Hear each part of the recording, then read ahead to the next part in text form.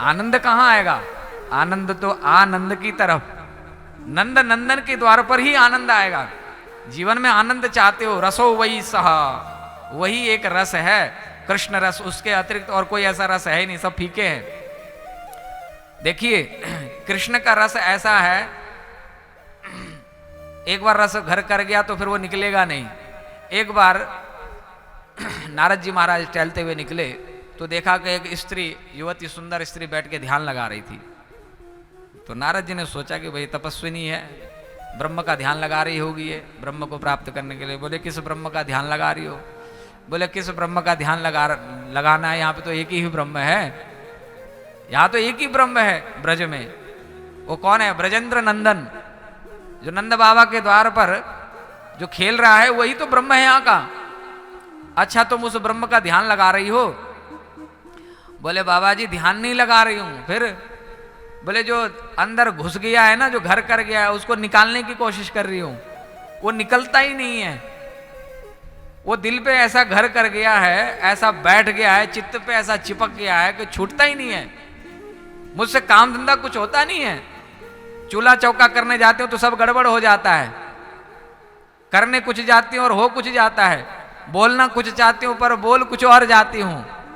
मैं तो बावरी हो गई हूं प्रभु, इसलिए मैं इससे दुखी हो गई हूं, परेशान हो गई हूं, इसको चित्त से उतारना चाहती हूं, इसको दिल से बाहर निकालना चाहती हूं, इसीलिए मैं ध्यान लगा रही हूं। नारद जी महाराज उसके चरणों में प्रणाम करने लगे। बोले कि इस संसार में सबसे बड़ा भाग्यशाली आज के दिन यदि कोई है तो वो तू ही है, तू बता कौन है? बोले मैं तो एक ब्रज की ग्वालिन हूं और ये कन्हैया मेरे दिल पे ऐसा घर कर गया कि ये मेरे चित्त से जाए नहीं, और जब तक ये जाए नहीं तब तक मैं संसार के काम करने के लायक रही नहीं। अब मैं संसार के लायक रही नहीं। हम प्रयास करते हैं कि वो चित्त में आ जाए, चित्त में उतर जाए, दिल में बैठ जाए, और ये ब्रज की गोपियां चाहती है कि ये दिल से उतर जाए, अर्थात हमें थोड़ी देर के लिए संसार का काम भी करने दे।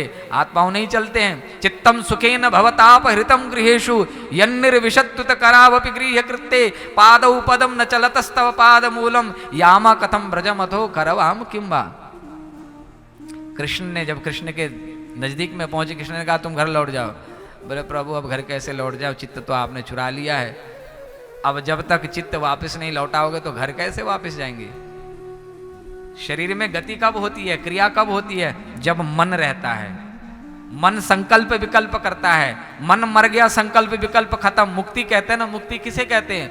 मुक्ति का अर्थ होता है संकल्प विकल्प रहित हो जाना। अब मन में कोई संकल्प विकल्प रहा ही नहीं। प्रभु तुमने मन तो चुरा लिया, अब संसार के लिए कोई संकल्प विकल्प रहा ही नहीं। भगवान कहते हैं ना कि ये चित्त मुझे दे दे, मन दे दे, मन मुझे दे दे। मन कृष्णमय हो गया, मन कृष्ण को दे दिया, संसार का काम कैसे करोगे? इसलिए जितने भी महापुरुष हुए, जो भजनानंदी महापुरुष हुए, वो कुटिया में छिपके क्यों रहे? क्यों जगत में नहीं आए? क्यों बाहर नहीं आए? क्योंकि कृष्णमय, वो कृष्णमय बन गए। अपना चित्त जीवन का जो ध्येय था वो ध्येय पूर्ण हो गया, लय हो गया, चित्त लय हो गया, मन लय हो गया, कृष्ण में लय हो गया। संकल्प विकल्प करने वाला या जो मन है, ये मन कृष्णमय बन गया, कृष्ण को समर्पित हो गया। अब ये संसार के काम का नहीं रहा। तो ये मन कृष्ण में लय हो जाए।